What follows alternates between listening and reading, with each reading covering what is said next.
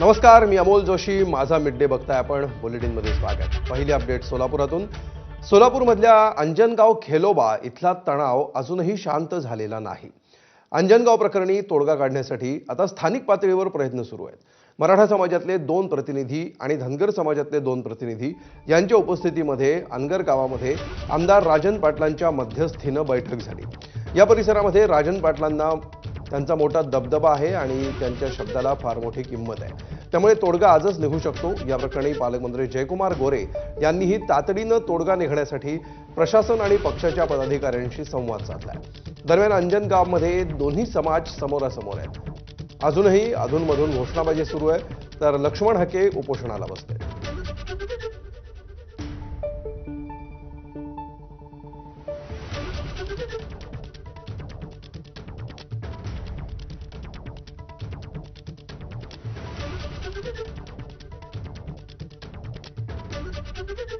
तर सोलापूरच्या प्रतिनिधींनी आढावा घेतलाय, आपण बघूया. जवळपास 60 ते 65 तास या आंदोलनाला सुरुवात होऊन झालेली आहे. या इथं अंजनगाव खेलोबा इथं ज्या पुतळ्याचा जागेचा वाद होता, त्या संदर्भात दोन्ही बाजूला तणाव वाढलेला होता. मात्र मोहोळचे माजी आमदार राजन पाटील यांच्यासोबत चर्चेसाठी काही मंडळी गेली होती. ती आता मंडळी परत आलेली आहेत आणि त्यातून एक यशस्वी तोडगा निघण्याची शक्यता आहे. आपल्यासोबत त्या चर्चेला गेलेले एक जण आहेत. मला सांगा, काय काय चर्चा झाली? मी चंद्रकांत होनमने, ग्रामपंचायत कुंभेज माजी सरपंच. आमचे खेलोबा देवस्थान अंजनगाव हे आहे आणि इथं पुतळा बसवण्याच्या वादातून वाद निर्माण झालेला आहे. तरी आमच्या वीर वाघमडी बंधूंची एकच मागणी आहे, आमच्या जागेत जर पुतळा असेल तर तो पुतळा काढावा आणि तुमच्या शासकीय असेल तर पुतळा होऊ द्यावा. असे आम्ही आमचे शेजारचे आमदार राजन पाटील त्यांच्यात आम्ही चर्चा केली. मालकाने आम्हाला सांगितलं, जर तुमच्या जागेत आला तर आम्ही काढून घेतो आणि जर शासकीय असेल तर राहू द्या, असं आम्ही आलोय. ती मोजणी करून निर्णय होईल थोड्या वेळामध्ये. आता कोण कोण होतं बैठकीला?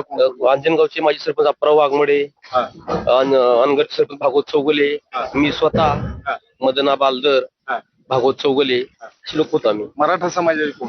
मराठा समाज भागवत चौगुले होते, चौगुले होते, चालू सरपंच.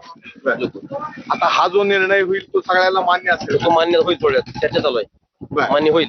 म्हणजे राजन पाटलांनी केलेला प्रयत्न यशस्वी होऊ शकतो? होऊ शकतो, होऊ शकतो. त्यांना आम्ही दोन्ही वीर आपलं वाघमडी कंपनी आणि मराठा कंपनी दोन्ही राजन पाटला मानणारा वर्ग आहे. त्यांचा शब्द धरा जाईल असं आम्हाला वाटते. तर अशा रीतीनं जी काही चर्चा झाली होती ती चर्चा सफल झाल्याचं दिसतंय आणि यातून ज्या पद्धतीने राजन पाटलांनी मध्यस्थी केली ते मध्यस्थी पाहता हा तोडगा लवकर निघेल. या जागेची मोजणी करायची आणि मोजणी केल्यानंतर हा पुतळा नेमका कोणत्या जागेत आहे त्याच्यावर पुढचा निर्णय घेऊ, अशा पद्धतीने राजन पाटलांनी सांगितलं होतं. आणि त्याला धनगर समाजाचे प्रतिनिधी असतील किंवा मराठा समाजाचे प्रतिनिधी दोघांनी तयारी दाखवलेली आहे. त्यामुळं हा इतके दिवस प्रलंबित राहिलेला प्रश्न, 2 दिवसापासून 3 दिवसापासून तणावपूर्ण राहिलेला प्रश्न थोड्या वेळात संपून जाईल अशी अपेक्षा आहे. कॅमेरामन अजय देशपांडे सह सुनील दिवाणी, एबीपी माझा माढा. तर लवकर तोडगा निघावा आणि तणाव निवळावा अशी सगळ्यांची अपेक्षा असणार आहे. अंजनगावमधल्या घटनेवरून महाराष्ट्र अस्थिर करण्याचा प्रयत्न केला जातोय असा आरोप गोपीचंद पडळकरांनी केलाय. या घटनेतून मराठवाड्यामध्ये जशी अस्थिरता दिसते तशी अस्थिरता पश्चिम महाराष्ट्रात आणायची आहे का, असा सवाल गोपीचंद पडळकरांनी उपस्थित केलाय. हे दिसतंय असं प्रकरण नाही.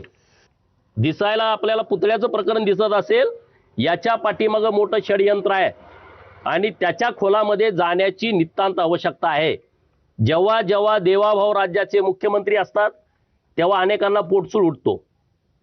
त्यांना वाटतं की महाराष्ट्र अस्थिर करावा, वातावरण बिघडवावं. पण महाराष्ट्रातली जनता सुज्ञ आहे. महाराष्ट्रातली बहुतांश लोक म्हणजे 70-80% लोक ही देवाभाऊंच्या सोबत आहेत. हे जे कारस्थानी करणारी लोक आहेत त्यांच्यासोबत लोक नाहीत, परंतु त्यांना जातीय दंगली करायचे आहेत, महाराष्ट्र अस्थिर करायचं आहे, समाजामध्ये तेढ निर्माण करायचे आहे. तर सामाजिक कार्यकर्त्या अंजली दमानी यांनी अशोक खरात प्रकरणी खळबळ